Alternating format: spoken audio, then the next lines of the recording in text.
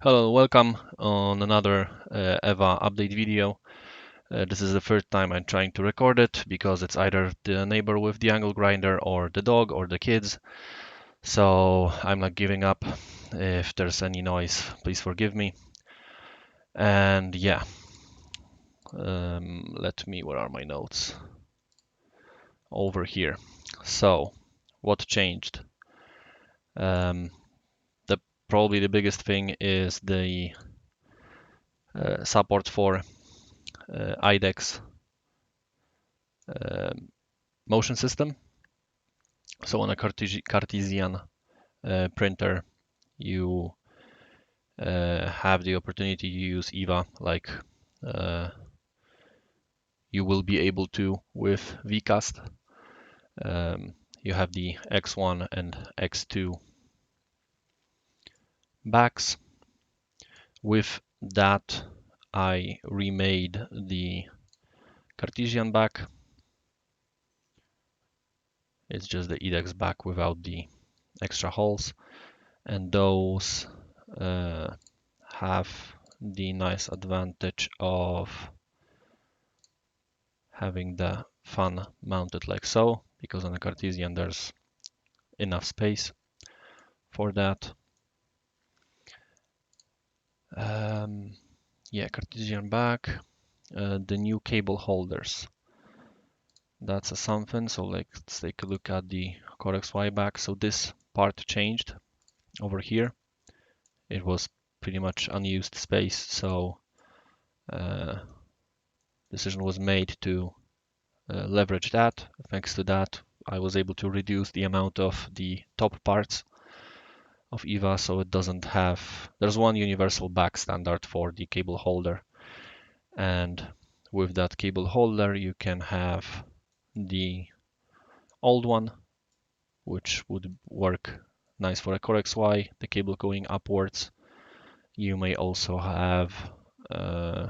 want to use the other one, which I have over here, which would be more Cartesian style, I guess, when the cable goes back, but I don't see any reason why um, there wouldn't be an application for the other cable holder to be used on a Cartesian.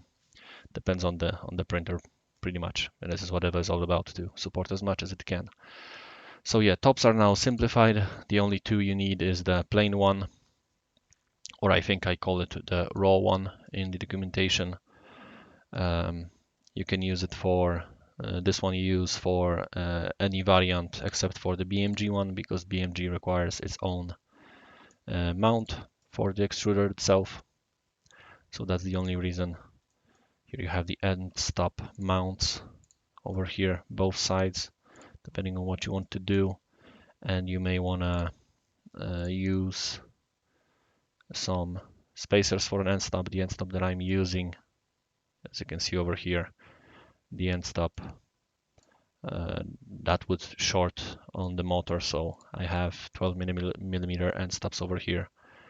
Yeah, it takes the X space out of that, but with easy mode you can adjust for that, so it's not much, shouldn't be an issue.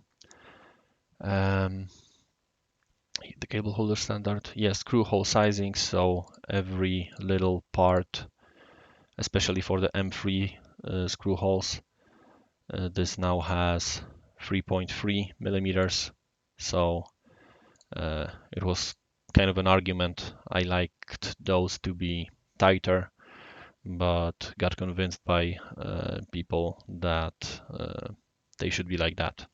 Seems to be like a standard for PETG. So yeah, we went with that, and that's how it's done right now. So you shouldn't even have to pre-drill anything unless your printer is like a totally not fine-tuned, if I can say so. Then you shouldn't have any issues, or shouldn't even have to use a 3mm drill to fix those holes after print. Hemera deprecation.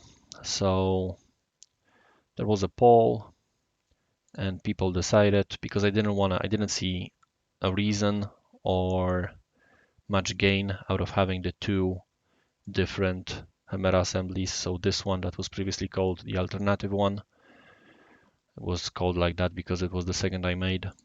And there we had this one, and this one simply lost the race. So I am not going to support this one anymore. The files are still here. You can export those and do whatever you want with this one if you like this one. But yeah, but the officially supported one is now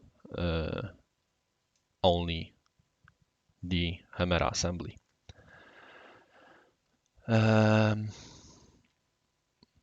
Yeah, a logo, that's something that you're probably not very interested in, but figured out a logo for EVA. There's an E, there's a V, there's an A over here. Try to put it on some of the parts. I guess it ended up being only on the backs, but wanted that touch for the platform. The documentation is improved in a way that the getting started page is now actually a getting started page. So if you wanna read how to get around all those parts and permutations, because take a look at all the parts that are here that are a part of the EVA platform. Someone who's new to the topic may be a little bit lost. So yeah, I described that it's pretty much choosing the parts around the decisions that are probably already made some screenshots, and I hope everything should be clear now or clearer. If not, let me know. What's next? Yeah, the probe mounts. I had to use the 12mm probe because I ran out of the smaller ones, and I learned that those were unusable. So this is fixed now. The big hex nut that comes with them will fit now. So those should work.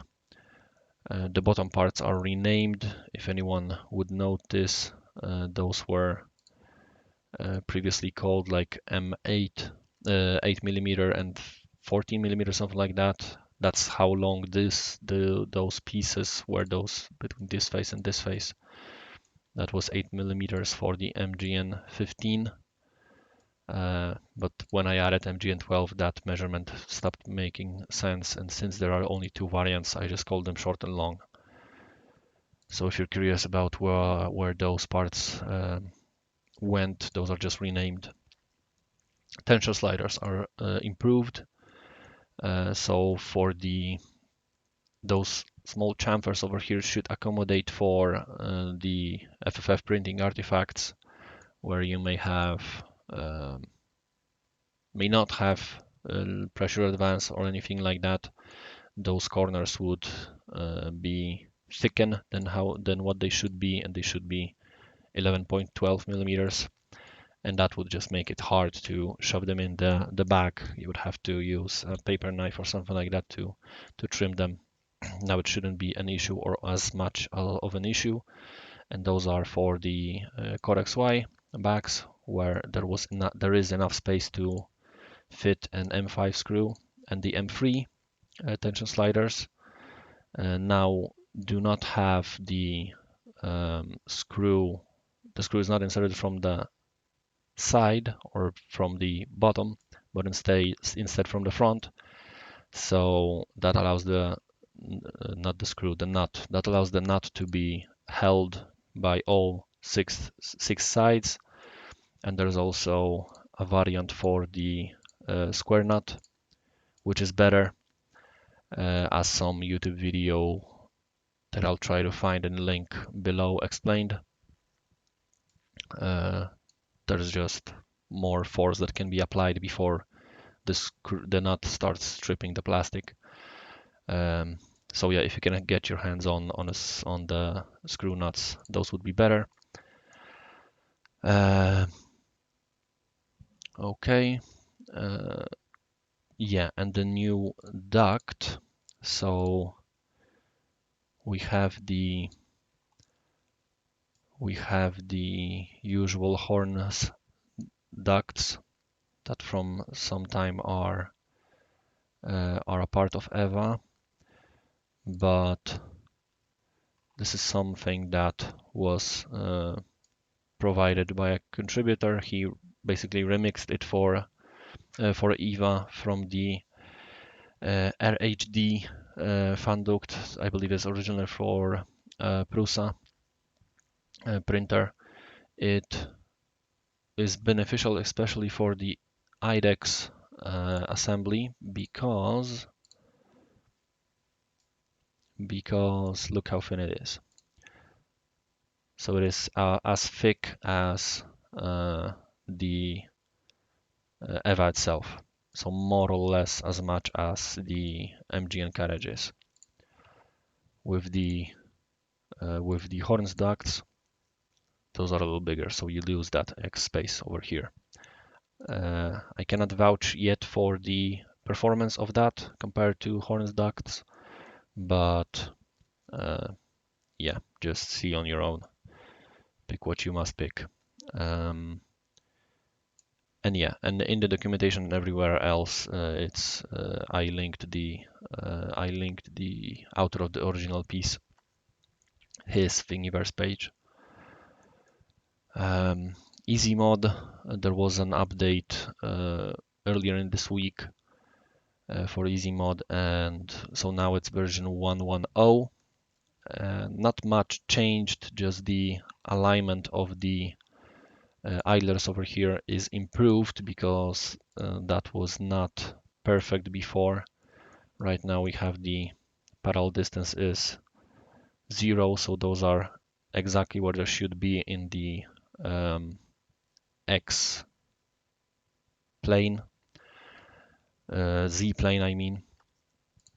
So yeah, there should be, if there was any belts rubbing or anything like that, because those can, even if the belt is 9 millimeters, the idlers are a bit, yeah, they have like half a millimeter.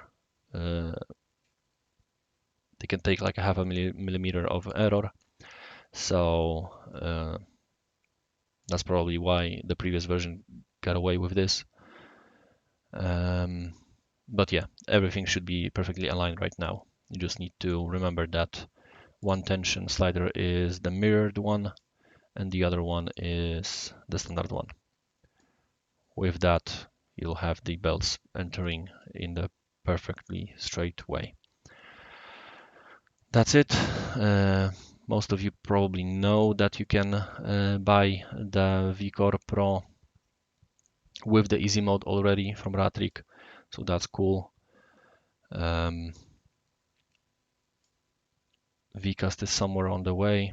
I would like to mention also, yeah, probably a lot of you will be happy to hear that this is released at this point. So everybody who is asking for step files, here they are. I will not export them by hand because I would basically need to go to every little file and export and choose the step and then export that. I don't have a way yet, or I didn't figure it out how to do it better from Onshape. Onshape is a very nice application, but I just don't know how to deal with that, and I really don't need to. If you wanna, you can go to this link that will be in the documentation. It will guide you to a locked version 1.3.0 over here, so things wouldn't change live when I'm working on the main branch, let's say, of the stuff. And yeah, you just go here and export the parts you need. So the step files are now published under the GPL 3.0 license. And there's a little, for those who would feel lost in Onshape, in this video you see what I was doing when I was choosing different configurations for the parts I made, or how I was navigating. It's not very complex, but in Onshape you don't work on a single file, which is what I like about it very much. um, but you make different part studios and different assemblies. It makes the work much easier. At least that's what I'm used to.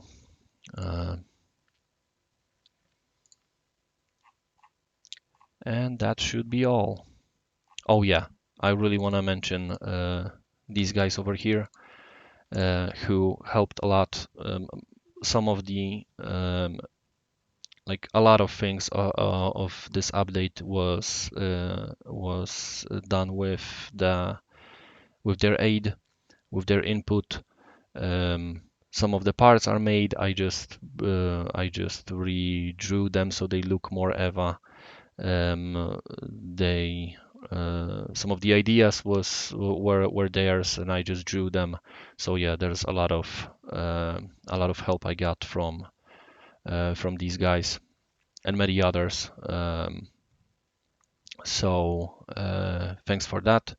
Check out their pages over there. And I guess that's it for this update.